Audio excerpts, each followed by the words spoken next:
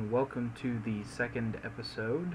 I've been doing a little bit of crafting here. I haven't got terribly much done as far as getting cobblestone, but I did run into sort of the next step, the next thing that I needed. You can see I've got some cobblestone slabs here. I took some of the cobblestone and turned it into that, and I've got 3 more so that I can get a full 10. Because what I'm aiming for here is a furnace. And as you can see, there's a slab furnace. Again, it's all about managing your resources. So I'm using this as my first furnace instead of a full-size one, simply because it uses less cobblestone. So I'm going to grab that out of there and then slap it right on top of this crafting table. One, that'll block spawning, so the crafting table won't be a targetable thing.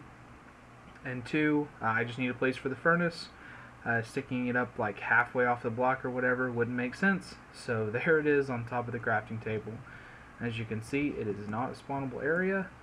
So I've got myself a good start there. So now I can make some torches, really expand the island, put some more light sources down, and then keep on working towards getting all that cobblestone that I need. So I'm going to continue doing that. Alright, so guys, gonna start breaking into the next part of it. I'm gonna make one of the other key items from Ex Nihilo here. I'm going to make my very first hammer. Now the hammer in Ex Nihilo is used to take the basic block. Oh, I've got some trees up too. I'll have to break those in a second. Take the basic block, the cobblestone, and turn it into some of the other refinable goods that can be sieved for various things. So I'm going to take this cobblestone, just place them both down because I do need 2 for what I'm going to do next, and then you just hit them with the hammer. And they break, and they turn into something else. As you can see here, they turned into gravel. Did not have any of that before. Gravel can also be broken down. I can break it down, and if I do that, I get sand.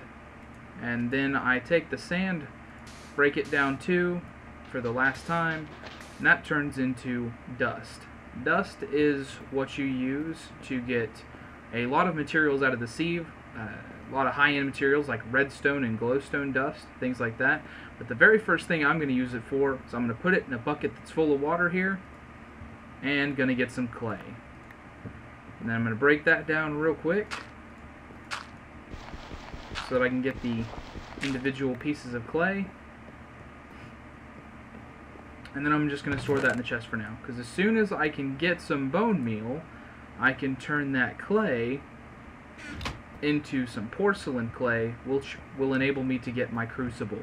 The crucible, if you don't know, is how you make lava in the Skyblock worlds that feature Ex Nihilo.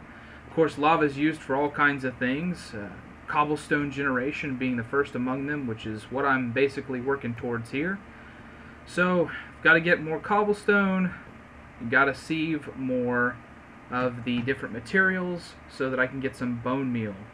And once I have that, I will be able to turn those 8 pieces of clay into clay for a crucible, which I can then bake up in my furnace, which I can then use to make lava so that I can get my cobblestone generation going.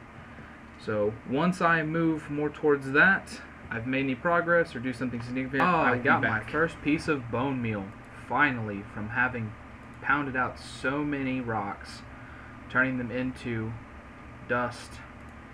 I got a single piece, and I was really hopeful because I thought that the recipe for porcelain clay was like this, then you put the bone meal in the center, but I was wrong. I found out that it's actually 1 piece at a time, and I need 7 of them to make that crucible that I'm working towards, so I've still got quite a ways to go. I'll go ahead and take that, and then I'll get back to you after I make a little more progress. When you are first getting started at doing most of this stuff, it is really hard to build with aesthetics in mind. Everything has to be very utilitarian because that's all the supplies you got. You just don't have a lot to start out with, so you have to spend everything preciously. The one thing, though, that you want to make sure you're doing when you're building these first structures, or when you're trying to make sure that you're building safely at least, is put up a little barrier like you see me doing here around the edges. If you put up a block that's taller than you are, or shorter than you are, excuse me, then you can't walk off the edge by mistake. So I'm just building myself a small structure here for something that I've got planned to pass the time while I'm waiting for enough cobblestone to be available to get all of the bone meal I need. Once I can get that bone meal going, it really will just totally send it off. That's the last gateway that I'm really looking for, to be able to expand out in a sort of exponential fashion the number of projects that I can start. So once I can get that lava, I can make that cobblestone generator, and then I won't have to wait around for dirt or anything else. Everything can become sort of automated. So I'm going to work on this structure that I'm doing, and once I have it all up, I'll come right back. This is it. In between waiting for all of the trees to grow over there, I decided to make myself a little mob spawner. So you can see here I've got a skelly sitting there, and I've got a skeleton here too. So I figured this would be a little bit quicker way for me to get that bone meal if I just killed a whole bunch of skeletons instead of waiting on those trees to grow and sifting through that dust. So I'm going to be working on that. Should get me to that crucible a lot quicker. Those two skeletons with my bare hands, you can see here I've got enough bone meal that I can get the rest of the porcelain clay. I really only needed 7 pieces, but since I have it, I might as well do it. Then I'm going to put it into this fashion and get myself an unfired crucible. And then I come over here to the furnace. I'm going to pull up that coal because that is way more than needs to be used for this since I'm just burning the one item. I'm going to throw that in there, and then when that comes out, it's going to be a fired crucible or just a crucible. I can't remember. Just a crucible, and there we have it. So that is an ex nihilo crucible, and how it works is you have to put it on top of a heat source. Any heat source really will work. Even a torch, which is what I'm going to start it off on. So I'll place that there, and then that will that will enable me to turn cobblestone into lava. 4 pieces makes a single bucket of 4 pieces of cobblestone makes a single bucket of lava. And then I can start up a cobblestone generator, which is also one of the challenges, in addition to just being a good source of materials going forward.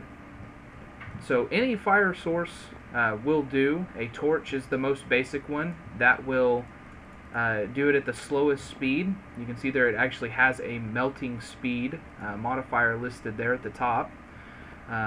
Putting lava underneath it also counts as a heat source. Putting netherrack that you light on fire also counts as a heat source.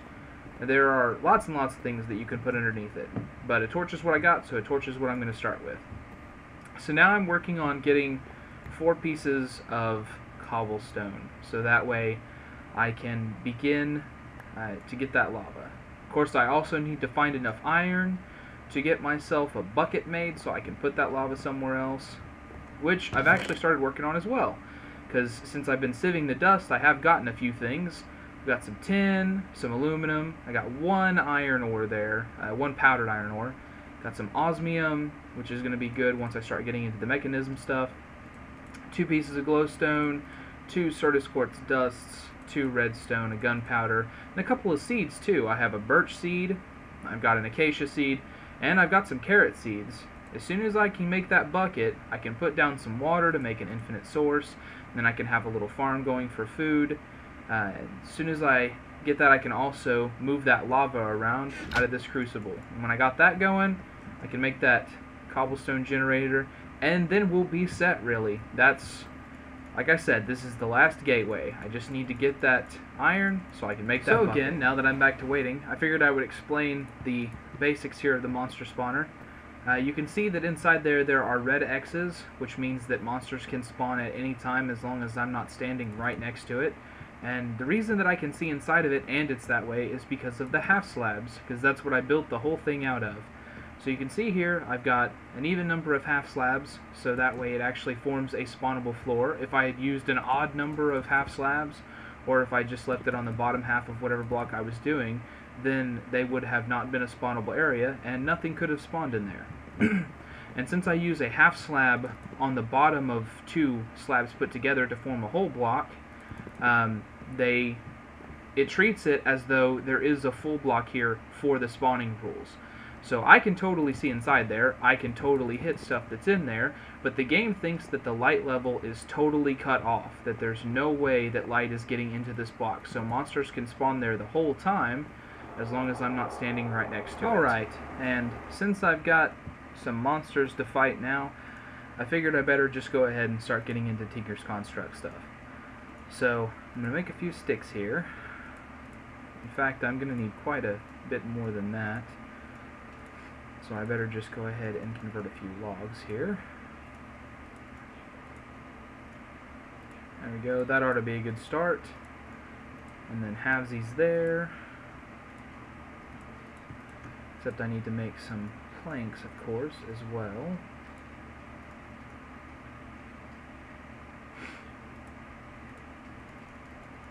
I'll just convert them all. Okay, so halvesies on planks. Halvesies on sticks gets me stencils, patterns, blank patterns now. And then I will need a log for the actual crafting, and I will also need a chest. So for those of you who don't know, Tinker's Construct is a mod that is basically about building tools, and those tools are all reusable. There's a couple of tables that you have to build to get it going. As you can see here, I'm constructing them. I've got the stencil table and the part builder, and of course I'll get into more detail about what those things actually are here in just a second after I'm done crafting them all.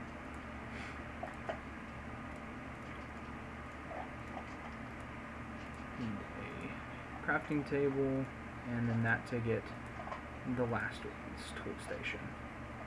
And then because most of my world is built on half slabs, if you put them all back in there, then they will all turn into half slabs. And then you can just place them down on top of whatever it is you want to place them down on. So, then we come over here. I'm just going to place down a few blocks here. 4 to be exact. I want to leave 1 so that I can stand right next to the oak sieve here. But first one up is the stencil table. The stencil table, you put these blank patterns into, and then you can pull back all of these different patterns, which are all of the different parts that you use to make the tools. And then after you make a stencil, you put them in the pattern chest, which is essentially a special chest that only holds stencils. And then if it's right next to a part builder, you can actually pull from the pattern chest to use in the part builder. And then the last one, once you have the parts built, you use the tool station to actually put the different pieces of it together. These over here are all of the different tools that can be made with a tool station. There are more tools that you can make, but they require being able to work with metal and getting a tool forge, which is essentially a higher level version of the tool station. I do not have anywhere near the number of resources to pull that together yet, so the tool station is pretty much where I'm at. So, I'm going to come over here, I'm going to build a few basic patterns. The tool rod, of course, is very necessary, as is the tool binding, the tough rod for a little bit later, tough binding likewise for a little bit later, pickaxe head, shovel head, axe head, hammer head, also for later. I'm just going to put these down here since there's not anything that I'm going to be using right away. But I'm going to go ahead and make them because once you've made them, you don't really have to come back here and make them over again. Now I'm skipping a few of them just because I don't consider all of the tools equally usable or equally necessary. So there are a few things that I'm just going to skip over here. But I've got all these extra blank patterns just in case I want to either make more of them, like if these get destroyed for whatever reason, or if I have to make more of the tables. But I've got plenty of those for a little bit later on. So then I come here to the pattern chest and I just drop them in there. And then over here to the part builder, Now you can use a wide variety of materials to make your Tinker's tools. The very first ones, of course, are going to be made out of wood, just like you would with normal vanilla tools. Got the tool rod pattern here. This is the very first thing that you make. Put down some planks. I get back a tool rod and a stick. Now I could put down another plank to make another tool rod, or since essentially the tool pattern requires 0.5 materials, if I just use the stick instead of using a plank, you can see that I can take back a tool rod because the stick is essentially half of a material, which honestly sounds a bit weird, since if I put 2 planks together I can make 4 sticks, but it is half of a material. So I'm going to make, I know that I'm going to make a couple of tools here, so I'm going to make a couple of rods and then use those sticks to make a couple more rods. That's basically how it works. You put the pattern in this side, the material in this side, and then you can pull out the finished product here. So I'm going to gather a few of those together. Alright, so you can see I've got a fair bit of materials there put together now. So then you come to the tool station once you have all of the parts built. You just click on whichever tool you want to make. So the first one I'm going to make is a pickaxe. You can see it's pretty obvious that it requires a pickaxe head, a crossover, and a rod.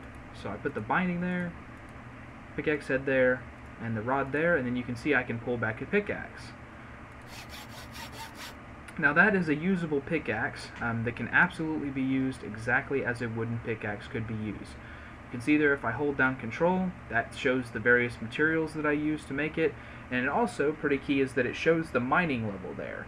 You can see that I can mine up to iron, just like a normal pickaxe could. I can only mine materials of certain levels depending on what the head of the pickaxe is made. The more rare or valuable the material on the pickaxe, the better stuff that I can mine with it. So very quickly here, I'm just also going to make a shovel and an axe, which I feel like I honestly should have made much sooner, because that would have made punching all of those trees a lot quicker.